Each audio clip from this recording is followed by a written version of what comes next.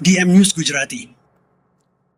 બનાસકાંઠા જિલ્લાની કુલ 10 પેઢીના વિવિધ ખાદ્ય પદાર્થોના નમૂના ફેલ જતા કોર્ટ દ્વારા ₹26 લાખનો દંડ કરાયો। બનાસકાંઠા જિલ્લાની કુલ 10 પેઢીઓના વિવિધ ખાદ્ય પદાર્થોના નમૂના ફેલ જતા કોર્ટ દ્વારા કુલ ₹26 લાખનો દંડ કરાયો। જુદી જુદી પેઢીઓના ખાદ્ય પદાર્થો જેવા કે ઘી, મીઠો, માવાના નમૂનાઓને લઈ અને ચકાસણી કરાઈ હતી। ખોરાક અને ઔષધ નિયમન તંત્ર પાલનપુર ફૂડ સેફ્ટી ઓફિસરો દ્વારા જાહેર જનતાના આરોગ્યના હિતમાં food safety and standard act 2006 હેઠળ જિલ્લાની જુદી જુદી પેઢીઓમાંથી ખાદ્ય પદાર્થો જેવા કે ઘી, મીઠો, માવાના નમૂનાઓ લઈ અને ચકાસણી અર્થે સરકારી લેબોરેટરીમાં મોકલવામાં આવ્યા હતા। ફૂડ લેબોરેટરી દ્વારા સદર નમૂનાઓ ધારાધોરણ મુજબ ન હોવાનું જાહેર થયેલ હતું, તેથી ફૂડ સેફ્ટી વિભાગ દ્વારા લેવામાં આવેલ નમૂનાઓને સંલગ્ન તમામ જવાબદારો સામે જિલ્લાના એક્ઝિક્યુટિવ ઓફિસર અને નિવાસી અધિક કલેક્ટરની કોર્ટ સમક્ષ કેસ દાખલ કરાયો હતો, જે તમામ કેસો ચાલી જતા કોર્ટ દ્વારા સંલગ્ન તમામ જવાબદારોને દંડનીય કાર્યવાહી હાથ ધરાઈ છે। દાખલ કરાયેલ કુલ 10 કેસોમાં કોર્ટ દ્વારા કુલ 26 લાખનો દંડ ફટકારાયો હતો। આ કેસમાં સંસાર પ્રીમિયમ ઘીના 500 ગ્રામ પેકિંગ ફોરેન વેજીટેબલ ફેટની હાજરીને લીધે એક શ્રી ચિરાગ કુમાર જગદીશભાઈ બાનાવાલા મેં અનંત ટ્રેડર્સ ગુજરાત મોચીવાસ પાસે મુપો તાલુકો ડીસા અને શ્રી સાગરકુમાર જગદીશભાઈ બાનાવાલા મેં અનંત ટ્રેડર્સ ગુજરાત મોચીવાસ પાસે મુપો તાલુકો ડીસા અને 50,000નો દંડ। ત્રીજા વિક્કી રાજેશભાઈ ચોખાવાલા મેં એસવી માર્કેટિંગ લાઠી બજાર મુપો તાલુકો ડીસા અને 2 લાખનો દંડ। શગુન પ્રીમિયમ ગાયના ઘીમાં ફોરેન વેજીટેબલ ફેટની હાજરીને લીધે આ ઇસમોને વધુ 2.5 લાખનો દંડ। નાકોડા ડેરી સ્પેશિયલ દેશી ઘી ફ્રોમ 1 લીટર પેક પાઉચ ના વનાભાઈ ભાલાભાઈ સોલંકી મેં Jai Goga provision store Bansidhar shopping centre Mujetda તાલુકો થરાદ। શ્રી નમનકુમાર કેવલચંદ જૈન ઉત્પાદક પેઢી મેકેબી પ્રોડક્ટ ઉત્પાદક પેઢી દાદોબા કમ્પાઉન્ડ વાલગાંવ અંજુર ફાટા તાલુકો ભીવડી જિલ્લો થાણે મેકેબી પ્રોડક્ટ ઉત્પાદક પેઢી ગોળા નંબર 945 946 અને 1 થી 6 દાદોબા કમ્પાઉન્ડ વાલગાંવ અંજુર ફાટા તાલુકો ભીવંડી જિલ્લો થાણે મહારાષ્ટ્રને કુલ 4.50 લાખનો દંડ કરાયો। આ સાથે ફિરોઝ હૈદર અહમદભાઈ આધારિયા મેં નમસ્તે ફૂડ પ્રોડક્ટ હોટલ મિલન પાછળ હાઈવે રોડ મુપો કાણોદર કાંતિભાઈ નાગરભાઈ પટેલ મેં Shri Keshav cold storage Deesa Palanpur highway Rajendrakumar Dhudabhai Joshi મેં Shri Keshav cold storage Deesa Palanpur highway Shri Ishwarbhai Virabhai Patel મેં Shri Keshav cold storage Deesa Palanpur highway 4 Shri Lal Bahadur Rambaran Yadav માલિક મેં શ્રી જય અંબે ડેરી પ્રોડક્ટ્સ ઉત્પાદક પેઢી મુમડાના ડાંગિયા તાલુકો પાલનપુર સહિતના ઈસમો વિરુદ્ધ કુલ 26 લાખનો દંડ ફટકારવામાં આવ્યો। રાજસ્થાનમાં આવેલા ખ્વાજા ગરીબ નવાઝના ઉર્સ નિમિત્તે ઉપલેટામાં મુસ્લિમો દ્વારા જુલુસ કાઢી ઉર્સની ઉજવણી કરવામાં આવી। રાજસ્થાનમાં આવેલા ખ્વાજા ગરીબ નવાઝના ઉર્સ નિમિત્તે ઉપલેટા શહેરમાં મુસ્લિમો દ્વારા જુલુસ કાઢી ઉર્સની ઉજવણી કરાઈ। મુસ્લિમોના ઓલિયા રાજસ્થાનના ખ્વાજા ગરીબ નવાઝનો આજે 813માં ઉર્સની ઉજવણી રાજસ્થાનના અજમેરમાં થઈ રહી છે।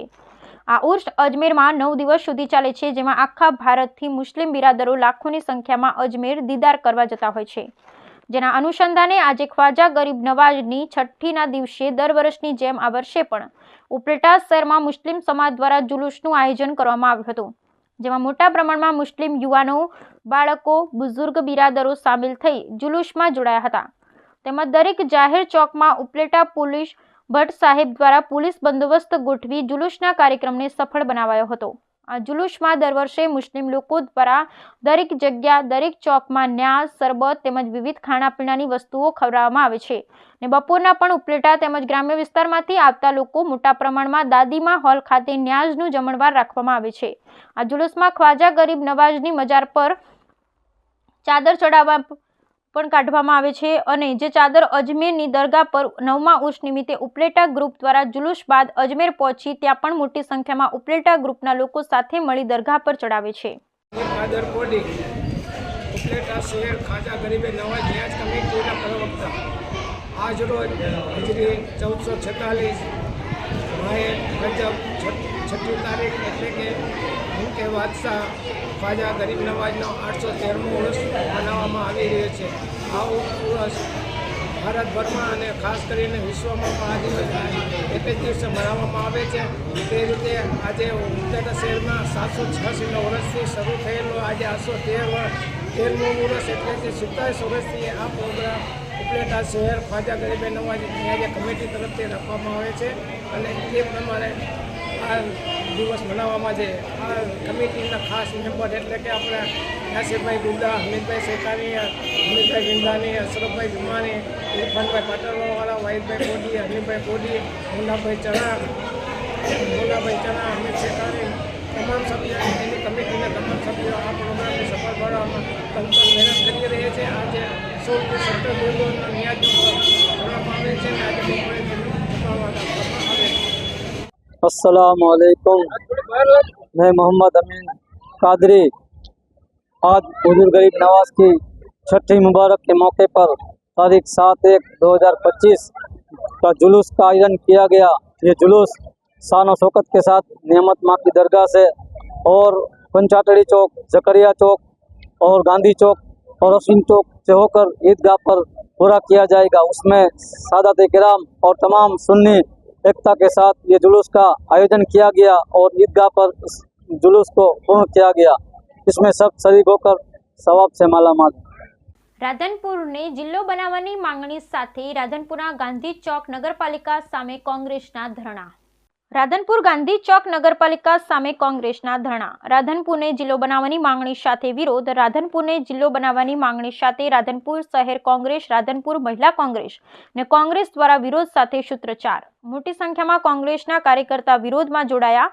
રાધનપુરને જિલ્લો બનાવવાની કરી માંગણી તો પોલીસ દ્વારા ચુસ્ત બંદોબસ્ત ગોઠવવામાં આવ્યો. રાધનપુર ખાતે આજે ગુજરાત વિધાનસભાના અધ્યક્ષ શંકરભાઈ ચૌધરીનો સત્કાર સમારંભ હોય તેને લઈને પોલીસ એલર્ટ. રાધનપુર ગાંધી ચોક નગરપાલિકા ખાતે કોંગ્રેસના ધરણા જિલ્લો બનાવવાની માંગણી સાથે. રાધનપુર ખાતે કોંગ્રેસના લાગ્યા બેનરો જિલ્લો બનાવવાની કરી માંગણી. હું એ કહેવા માંગુ છું કે જે અત્યારે મોટા નેતા બની બેઠેલા છે કે જે ધારાસભ્ય અને ધારાસભ્યથી સાંસદ અને સાંસદથી અધ્યક્ષ એમને જો આ ખુરશીઓ મળી હોય તો એ રાધનપુરનો પ્રતાપ છે અને રાધનપુરે આપેલું છે તો ક્યાંક ને ક્યાંક એ રાધનપુરને ભૂલી રહ્યા છે, રાધનપુરની પ્રજાને ભૂલી રહ્યા છે. રાધનપુર સાથે ધરાહર અન્યાય થઈ રહ્યો છે અને રાધનપુરને જિલ્લો બનાવવાની અમારી માંગ એ માટે છે કે રાધનપુર મધ્યસ્થ સેન્ટર છે, બધા માટે વચલું સેન્ટર છે અને દરેક લોકોને નજીક પડતું સેન્ટર છે. જે અમને સાતલપુર અત્યારે આટલું રાધનપુરને નજીક પડે છે, સાતલપુરની પબ્લિકને કોઈ પણ હોસ્પિટલનો પ્રશ્ન હોય તો તે ત્યાંથી રાધનપુર આવે છે અને હવે સાતલપુરને એ લોકો થરાદ લઈ જવા માંગે છે. પણ અમારી એ માંગ છે કે સાતલપુરને રાધનપુરમાં સમાવેશ રાખે અને રાધનપુરને જિલ્લો બનાવવામાં આવે અને રાધનપુરની સાથે આવો ને આવો અન્યાય રહ્યો તો આગોતરા અમે પણ એવું ઉગ્ર આંદોલન થશે ગાંધી ચિધ્યા માર્ગે અને અમારે રાધનપુરને જિલ્લો બનાવવાની માંગ સાથે આ અમારા ધરણા છે. એવું નથી કે શંકરભાઈ અહીંયા વધારી રહ્યા છે એટલે અમે આ કર્યું છે. અમારું પ્લાનિંગ હતું અને આ પ્લાનિંગ અમને ન્યાય નહીં મળે તો અમે ઉગ્ર આંદોલન પણ કરીશું.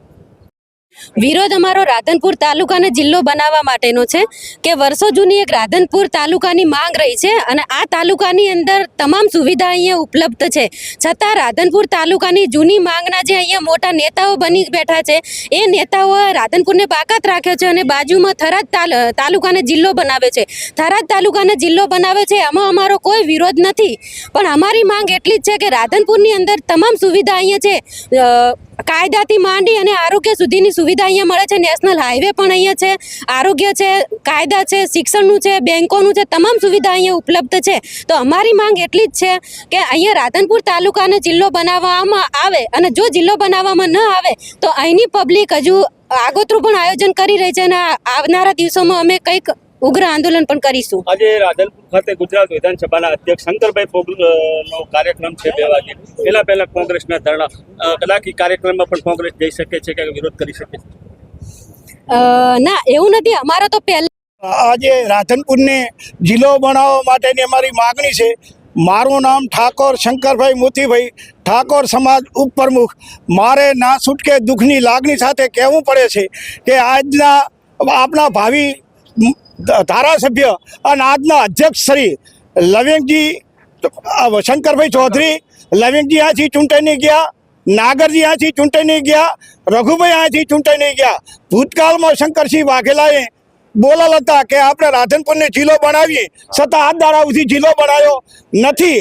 અને મેં મારી જાતે જોયેલા છે, સ્કૂટીની નોકરી કરતા કરતા રાધનપુર તાલુકાએ એમને અધ્યક્ષ સુધી પહોંચાડ્યા છે. લવિંગજીને શાકભાજીનો ધંધો કરતા કરતા રાધનપુરની નગરપાલિકા રાધનપુરની પ્રજાએ એમને વિધાનસભામાં મોકલ્યા છે, પણ આજ દાડા સુધી રાધનપુરનો લોન નથી ચૂક્યું. એટલા માટે અમારે હરીશમાં આવીને રજૂઆત કરવી પડે છે. મીડિયા દ્વારા અમારી સંદેશો સરકાર સુધી મોકલો એવી અમારી વિનંતી છે. રાધનપુરને જલ્દીમાં જલ્દી તાત્કાલિક જિલ્લો બનાવે એવી અમારી અપેક્ષા છે. રાધનપુરને જિલ્લો બનાવવાની માંગણી સાથે રાધનપુરના ગાંધી ચોક નગરપાલિકા સામે કોંગ્રેસના ધરણા. રાધનપુર ખાતે જિલ્લાની માંગણી સાથે કોંગ્રેસ દ્વારા કાળા ઝંડા સાથે વિરોધ પ્રદર્શન. કોંગ્રેસના કાર્યકર્તાઓની પોલીસે કરી ધરપકડ. ગુજરાત વિધાનસભા અધ્યક્ષ શંકરભાઈ ચૌધરીના કાર્યક્રમમાં કોંગ્રેસના કાર્યકર્તાઓ રેલી કાઢી ઝંડા ફરકાવવા જતા ત્યારે થઈ ધરપકડ. મહિલા કોંગ્રેસ પ્રમુખ જિલ્લા જયાબેન સોનીની ધરપકડ. રાધનપુર શહેર મહિલા કોંગ્રેસ પ્રમુખ જ્યોતિબેન જોશીની ધરપકડ. રાધનપુર તાલુકા કોંગ્રેસ પ્રમુખ કરશનજી ઠાકોરની ધરપકડ. કોંગ્રેસના આગેવાન શંકર મોતીની ધરપકડ.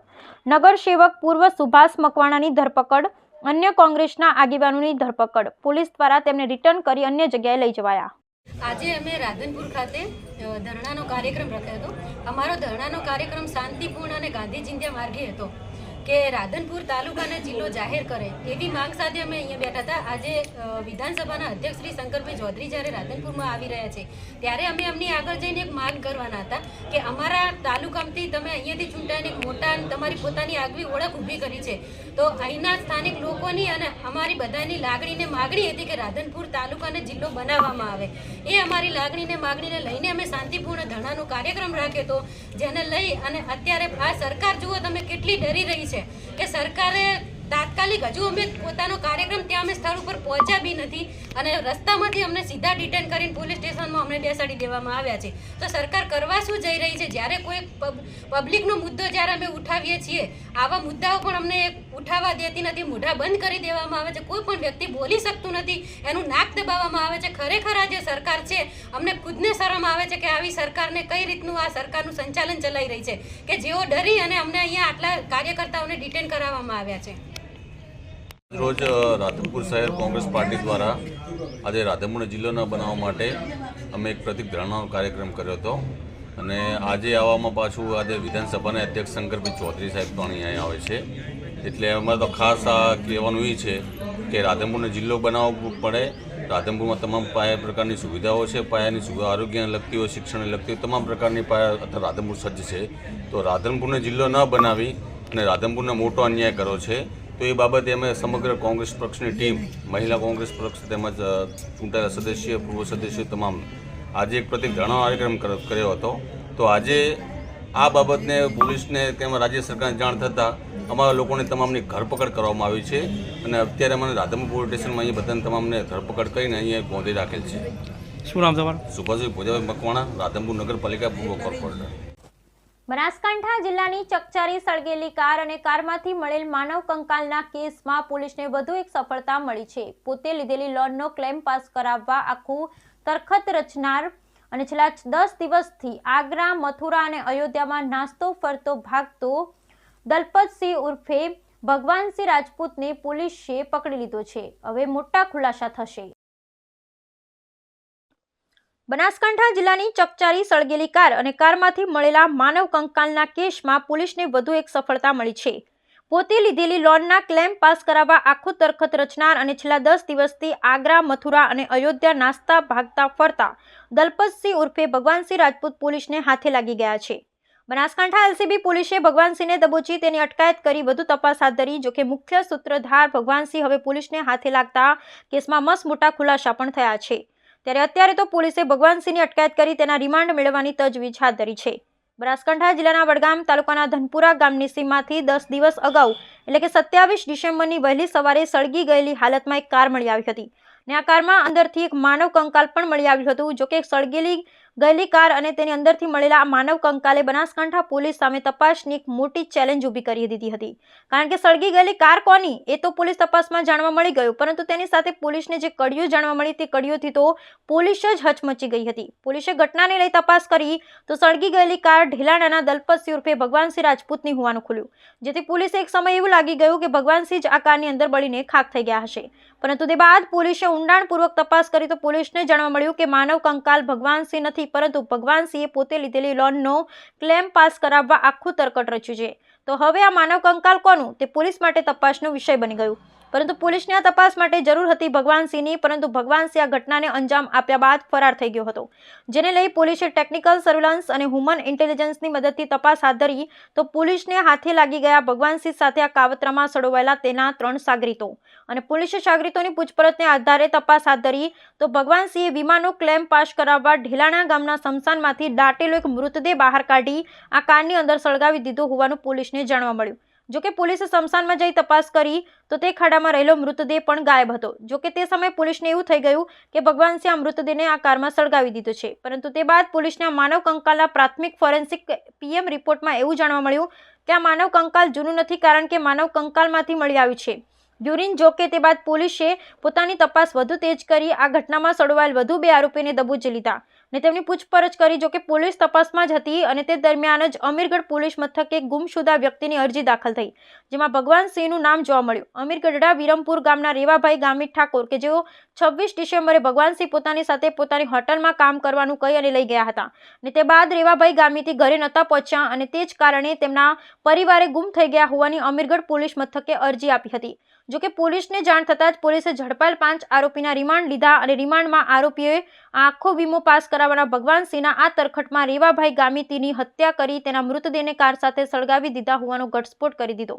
જોકે પોલીસને એક બાદ એક કડીઓ તો મળી, પરંતુ ભગવાનસિંહ પોલીસને નહોતો મળી રહ્યો અને ભગવાનસિંહને જ શોધવા પોલીસ માટે એક ચેલેન્જ હતી, પરંતુ કહેવાય છે પાપ છાપરે ચડીને પુકારે છે.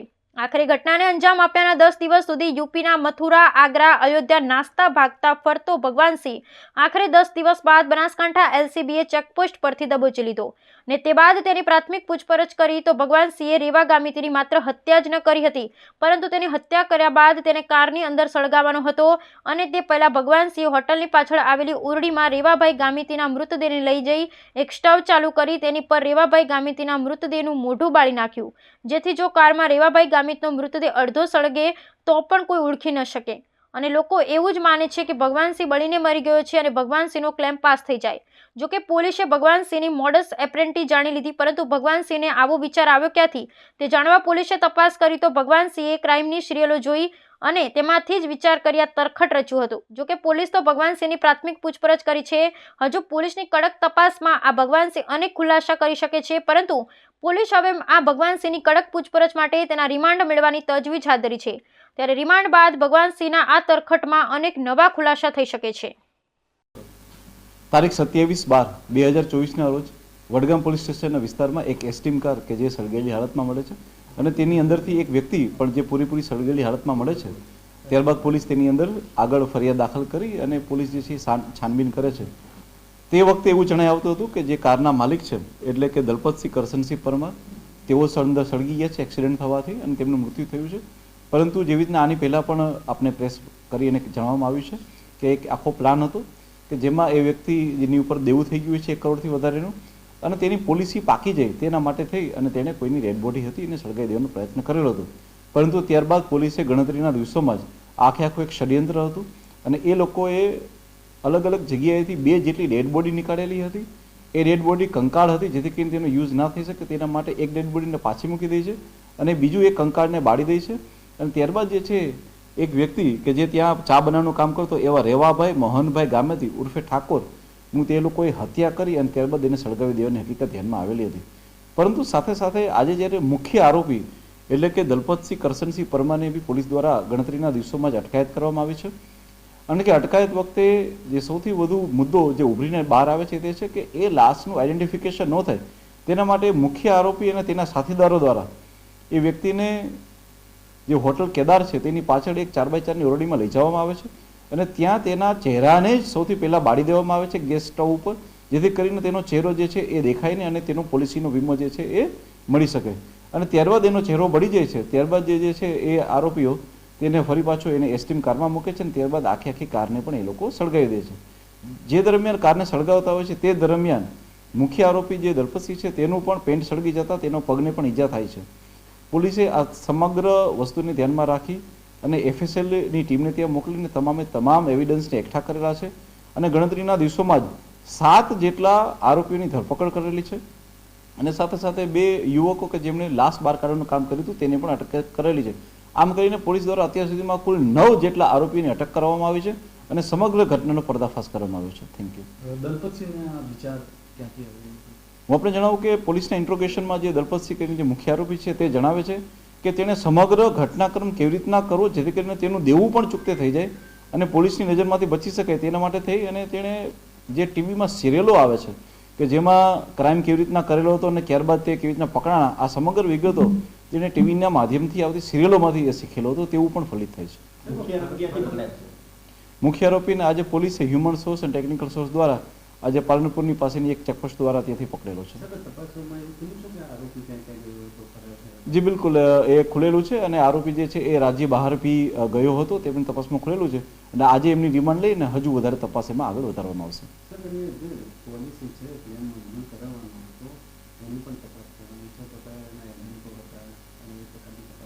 જી બિલકુલ, એણે LICની પોલિસી લીધેલી છે તે બાબતની તપાસ ચાલુ છે. આ સિવાયની એક્સિડેન્ટલ પોલિસી હતી તેની પણ તપાસ ચાલુ છે અને એનું કેવી રીતના દેવું થયું હતું એ બાબતની બી પોલીસ ઊંડાણપૂર્વક તપાસ કરી રહી છે. ધાનેરામાં આવેલ રોયલ ઇન્ટરનેશનલ સ્કૂલમાં આ વર્ષે વિદ્યાર્થીઓ માટે ભવ્ય અને વિશાળ મંચનું નિર્માણ MD શ્રી નારાયણસિંહ વાઘેલા દ્વારા કરવામાં આવ્યું. આ પ્રસંગે શબ્દોનો મહાસંગ્રામ કાર્યક્રમ યોજાયો. ધાનેરામાં આવેલ રોયલ ઇન્ટરનેશનલ સ્કૂલ વર્ષોથી શિક્ષાના ક્ષેત્રમાં અતુલ્ય યોગદાન આપી રહી છે અને વિદ્યાર્થીઓ માટે નવી નવી પ્રવૃત્તિઓ કરવા માટે જાણીતી છે. આ વર્ષે વિદ્યાર્થીઓ માટે ભવ્ય અને વિશાળ મંચનું નિર્માણ MD શ્રી નારાયણસિંહ વાઘેલા દ્વારા કરવામાં આવ્યું છે, જે વિદ્યાર્થીઓના સર્વાંગી વિકાસ માટે એક મોટી ઉપલબ્ધિ છે. આ પ્રસંગે શબ્દોનો મહાસંગ્રામ કાર્યક્રમ યોજાયો, જેમાં 24 વિદ્યાર્થીઓએ ભાગ લીધો અને ખૂબ જ શાનદાર અને યાદગાર પ્રસ્તુતિઓ આપી. આ વિશિષ્ટ કાર્યક્રમે ધાનેરાના નાગરિકોનું દિલ જીત્યું અને વિદ્યાર્થીઓની પ્રતિભા પર ગર્વ અનુભવ્યો.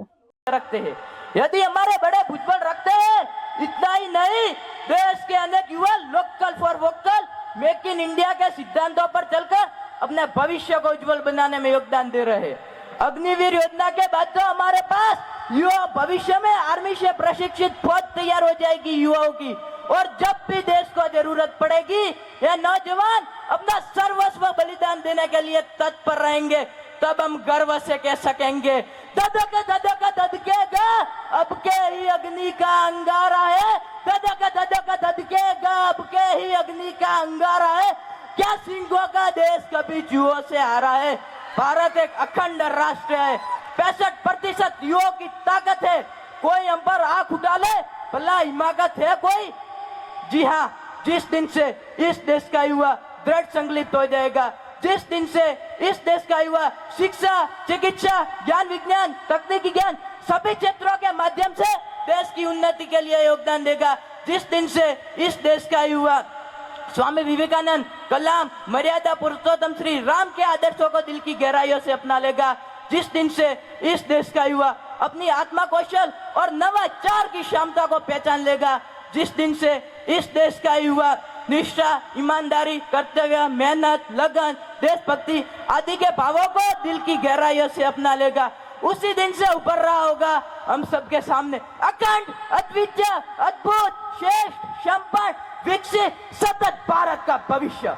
अंत में मैं बस इतना ही कहना चाहूंगा, राष्ट्रीय एकता, एकजुटता, सबके साथ और विश्वास के साथ सार्थक हर प्रयास होगा और युवाओं की नेतृत्व सतत भविष्य की ओर अग्रेसित होते होते होते होते एक दिन पुनः विश्व गुरु का खिताब भारत के पास ही होगा. और आज के युवाओं को श्री राम से प्रेरणा लेनी चाहिए, क्योंकि राम भारत की आस्था है, राम भारत का आधार है, राम भारत का विचार है, राम भारत का विधान है, राम भारत की चेतना है, राम भारत का चिंतन है, राम भारत की प्रतिष्ठा है, राम भारत का प्रताप है, राम प्रभाव है, प्रभाव है, राम नीति भी है, राम नीति भी है, राम विश्व है. जय जय राजपूताना, जय हिंद, जय भारत. आया देश पर जब भी निज कौशल से दिया सहारा, मातृभूमि पर आंच न आए, हर मुश्किल से उसे उभारा. जी हाँ, इंदिरा गांधी, या मैं कहूँ इंदिरा प्रियदर्शनी नेहरू, एक ऐसी महिला जिसने राष्ट्र विकास और राष्ट्र निर्माण के लिए अपना सर्वस्व न्यौछावर कर दिया. एक ऐसी महिला जिसने भारत देश को सदैव हर धर्म से ऊंचा माना. एक ऐसी महिला जिसे आयरन लेडी ऑफ इंडिया के नाम से जाना जाता है. इंदिरा गांधी भारत की पहली और आज तक की एकमात्र महिला प्रधानमंत्री रही और बतौर प्रधानमंत्री वे एक सशक्त नेत्री साबित हुई। इंदिरा गांधी जी के कार्यकाल में भारत देश ने अनेकों कीर्तिमान स्थापित किए। जहां एक और भारत ने अपने आप को परमाणु शक्ति संपन्न देशों की कतार में खड़ा किया, वहीं दूसरी ओर अंतरिक्ष में भी अपनी प्रबल मौजूदगी का प्रमाण दिया। इंदिरा गांधी ने जहां एक और 14 बैंकों का राष्ट्रीयकरण किया, वहीं दूसरी ओर राजभत्ते को भी समाप्त किया। इंदिरा गांधी जी कहती थी कि मेरे खून का हर एक कतरा इस देश को मजबूती देगा। उनका केवल एक सपना था, अखंड भारत का और संपन्न भारत का। आपको पता है, इंदिरा गांधी जी का कहना था कि हम सब अपने कर्तव्यों को तो भूल जाते हैं, किंतु अपने अधिकार को बराबर याद रखते हैं। इसलिए मेरा आप सबसे निवेदन है कि जब कभी आपके मन में ये विचार आए कि इस देश ने आपको क्या दिया, तो एक विचार ये भी करिएगा कि आपने देश को क्या दिया। इंदिरा गांधी जी को श्रद्धांजलि देते हुए मैं कुछ पंक्तियां कहना चाहूंगी। वो पर्वत राजा की बेटी ऊंची हो गई हिमालय से, वो पर्वत राजा की बेटी ऊंची हो गई हिमालय से, जिसने भारत ऊंचा माना सब धर्मों के देवालय से। भूगोल बदलने वाली वो इतिहास बदलकर चली गई, भूगोल बदलने वाली वो इतिहास बदलकर चली गई, जिससे हर दुश्मन हार गया, अपनों के हाथों चली गई। बीबीसी से धमकी देना कायरता गद्दारी है, बीबीसी से धमकी देना कायरता गद्दारी है। हम और किसी को क्या रोए, गोली अपनों ने मारी है, गोली अपनों ने मारी है। जय हिंद, जय भारत, थैंक यू। निर्माण के उपलक्ष्य पर अपने विचार बयां करना चाहूंगी। आजादी, आजादी का असली मतलब केवल वही समझ सकता है जिसने कभी गुलामी की हो। हम सौभाग्यशाली है कि हमारा स्वतंत्र भारत में जन्म हुआ। प्राचीन, मध्यकालीन और देश निर्माण के उदाहरणों से यह साबित करना चाहूंगी कि जब जब हमारा देश फिरंगियों के फेरे में फंसा है, तब तब रंग दे बसंती चोला की एक आवाज पर टोलों के टोले उमड़ आए हैं। वंदे मातरम के नारों से खून में आने वाला 5 डिग्री का तापमान अंग्रेजी शासकों के जड़ों में तूफान ला देता था। लोग मर जाते थे, मिट जाते थे, फांसी चढ़ जाते थे, तो वो भी अपनी देशभक्ति साबित कर रहे होते थे, क्योंकि वो उस दौर की देशभक्ति की कसौटी थी। उसके बाद 62, 65 और 71 के युद्धों में अपना सुहाग गवा देने वाली औरत और अपना बेटा गवा देने वाली माँ के अंदर भी देशभक्ति कूट कूट कर भरी थी। इसी पर ही किसी देशभक्त ने कहा है, गौर कीजिएगा, बाप की कमाई गई, भाई की पढ़ाई गई, बाप की कमाई गई, भाई की पढ़ाई गई, ऐसा एक विस्फोट हुआ, पता ही चला नहीं, पूरे जिस्म की बोटियां ही चली गई। और आपके लिए तो एक आदमी मरा है साहब, किंतु मेरे घर की तो रोटियां चली गई, रोटियां चली गई। तब देश बलिदान मांगता था, तब देश लड़ जाने को, मिट जाने को, फांसी चढ़ जाने को कहता था, मगर आज देश लड़ जाने को, मिट जाने को या फांसी चढ़ जाने को नहीं कहता, बल्कि मेरे ख्यालों में यदि कोई व्यक्ति अपना काम पूरी लगन, मेहनत और ईमानदारी से करे ना, तो वही एक सच्चा देशभक्त है। अपने परिवार, अपने समाज, अपने देश के लिए समर्पण का भाव है देशभक्ति, और हर देशद्रोही के जीवन में आने वाला भाव है हमारी सच्ची देशभक्ति, ताकि हर देशद्रोही यह समझ सके कि अगर तू परिंदा है तो ये आसमान तेरा है, अगर तू परिंदा है तो ये आसमान तेरा है, अगर तू दरिंदा है तो ये शमशान तेरा है। भाईचारे से रहना है तो रह इस जमीन पे, वरना ये कब्र भी तेरी है और कब्रिस्तान भी तेरा है। जय सनातन, जय सरदार, जय जय पाटीदार, जय हिंद। ધાનેરા મામલતદાર કચેરી ખાતે પીએમ પોષણ વિભાગના કર્મચારીઓએ ખાનગીકરણ અટકાવવા આવેદનપત્ર આપી રજૂઆત કરી। ધાનેરા ખાતે મામલતદાર કચેરીએ આજે પીએમ પોષણ વિભાગના કર્મચારીઓએ આવેદનપત્ર આપી ખાનગીકરણ અટકાવવા રજૂઆત કરી હતી। પીએમ પોષણ થકી બાળકોને સારો ને પૌષ્ટિક આહાર આપવામાં આવે છે અને આ જ યોજનાનું ખાનગીકરણ થશે તો અનેક કર્મચારીઓ બેરોજગાર બનશે, પરિણામે અનેક પરિવારોને અસર થશે, જેને લઈ આજે ધાનેરા મામલતદાર કચેરીએ આવેદનપત્ર આપી પીએમ પોષણ યોજના જેમ ચાલે છે એમ જ ચાલવા દેવાની માંગ કરાઈ હતી અને ખાનગીકરણ ન થાય એ માટે ધાનેરાના અંદાજે 440 પીએમ પોષણ કર્મચારીઓએ રજૂઆત કરી હતી। મધ્યાહન ભોજન સંઘ ધાનેરા અમારા સંચાલક શ્રીની માગણી છે કે સરકારશ્રીના જીઆર પ્રમાણે હમણાં હાલ એક પ્રશ્ન ઊભો થયો છે કે ખાનગીકરણ કરવાનો સરકાર વિચારી રહી છે, તો અમારી માગણી એવી છે, ભારત સરકારના ગાઈડલાઈન પ્રમાણે બાળકોને જે ભોજન તાજું અને ફ્રેશ આપવામાં આવે છે એ અમારી માગણી એ રાઈટ છે. એમનું અમારું કહેવું છે કે આ ખાનગીકરણમાં જવું નથી. ખાનગીકરણનો અમે મધ્યાહન ભોજન સંચાલક તમામ વિરોધ કરીએ છીએ કે આ ખાનગીકરણ થવું જોઈએ નહીં અને એમાં બાળકોને તાજો અને ફ્રેશ ભોજન મળી રહે તે માટે અમારે શાળાઓની અંદર તમામ સુવિધાઓ છે. કિચન સેટ છે, રસોડા છે, સામગ્રી બધું ગેસ ફેસ બધી સુવિધા સરકારે ભારત સરકારના ગાઈડલાઈન પ્રમાણે બધી આપેલી છે સુવિધાઓ. તો અમારી માગણી છે કે જે છે જેસે થે રાખવું એવી અમારી તમામ મધ્યાહન ભોજન સંચાલકો શ્રીની સરકારશ્રીની નમ્ર વિનંતી છે. જય હિન્દ, જય ભારત. સાથે જણાવવા માંગુ છું કે પીએમ પોષણ યોજના અંતર્ગત જે અમારી શાળામાં એમડીએમ એટલે કે મધ્યાહન ભોજન સંચાલકોની અને અમારી જે એમડીએમ સંસ્થાને ખાનગીકરણ કરવામાં આવે એ ન કરવામાં જો આ કરવામાં આવશે તો રસોઈયા મદદની સંચાલક હજારોની રોજીરોટી બધી છીનવાઈ જશે. કેટલા ઘર બેઘર થશે એ હજુ સરકારશ્રીને ખબર નથી. જો ખાનગીકરણ થવામાં આવ્યું તો અહીંની જે ગ્રામ્ય વિસ્તારની પ્રજાને જે મહિનાના 1400 રૂપિયા લેખે જે રોજી મળી રહી છે એ બધી બંધ થઈ જશે.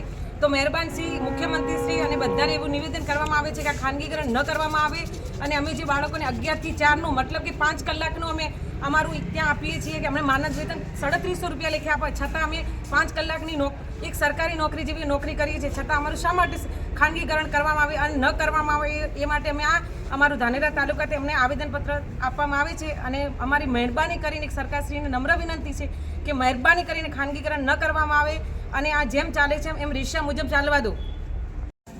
હું ધાનેરા તાલુકા પીએમ યોજના પ્રમુખ શ્રી ભેરાભાઈ ડી. મારી નામ અરજ છે કે હાલમાં જે સરકારની ગાઈડલાઈન પ્રમાણે તાજો ને સ્વાદિષ્ટ ભોજન બપોરનું 2 વાગે અને તારીખ 11/12/2000થી અલ્પાહાર નાસ્તો સરકારશ્રીની ગાઈડલાઈન પ્રમાણે અમે બાળકોને પ્રાર્થનાના ટાઈમ પછી બાળકોને સ્વાદિષ્ટ ભોજન આપીએ છીએ. પણ અમને જાણવા મળેલું છે કે સરકારશ્રીએ એનજીઓ સંસ્થા માટે હિલચાલ કરી અમારા બનાસકાંઠા જિલ્લાની અંદર ધાનેરા તાલુકો હતો પણ 2 દિવસથી અમને ખબર પડી કે અમારો તાલુકો પણ એનજીઓ સંસ્થાને આપવા માટે સરકારશ્રીના પરિપત્ર મુજબનું જાણ કરવામાં આવેલ છે.